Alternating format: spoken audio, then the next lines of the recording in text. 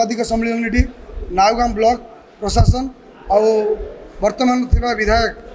विधायक केवल निजर डिडिमा पिटुंती सोशल मीडिया प्रचार प्रसार कर देखु काली जो पंचायत समिति रे ब्लॉक नावगाम ब्लॉक रे जो अंत्योदय गृह बंटन करागला कौन से पीआरआई मेंबर कि चेयरमैन को अवगत करा जाय नहीं केवल फोन रे गोटे कॉल हो डेवलपमेंट कौन ना नौ ना विधायक जेकोसी डेवलपमेंट वर्क होची अंकुश लगाउछंती। सरकार डेंगुरा पिटुचंती पीआर मेंबर लोकप्रतिनिधि को प्राधान्य दबापाई आज ये पीआर मेंबर मानक कहीं अणदेखा करा दीर्घ 14 मास धरी सरकार आसिला पर सरकार जो कार्यक्रम थिला सरकार जो लोक अभिमुखी कार्यक्रम थिला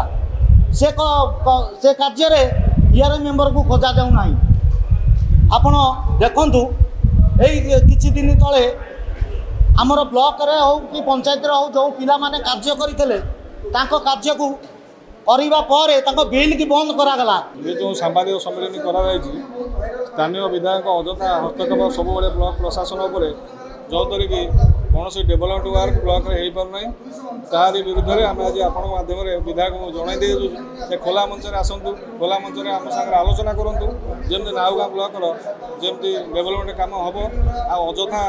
भाषण गोटे कि कार्यक्रम गोटे स्थानीय विधायक गतकाली जो प्रोग्राम करा जाइतिला हमर अंत्योदय गृह योजना रे कार्यादेश गुड़िक बंटन करने